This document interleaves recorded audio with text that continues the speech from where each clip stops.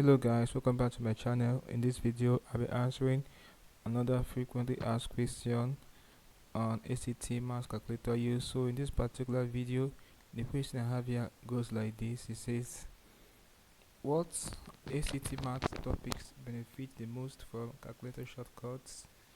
Okay, now to give you answer or respond to this question, I have like top 6 topics that benefit the most from calculator shortcuts. They include systems of equations or simultaneous equations.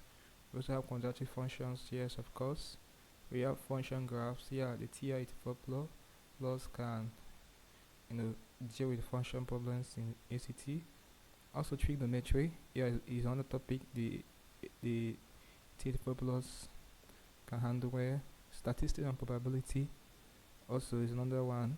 Exponential and logarithmic functions. Yes. So as a matter of fact, I have recorded videos, addressing these topics using the TI-84 plus calculator to solve problems on them. So I think when you go to this 2 hour long video, it will show you. Just be patient with the video, go through it. It will definitely show you how to, solve various problems on these topics using the TI-84 plus C scientific calculator. Okay, this video is my recommendation for you to watch, and you'll be fine.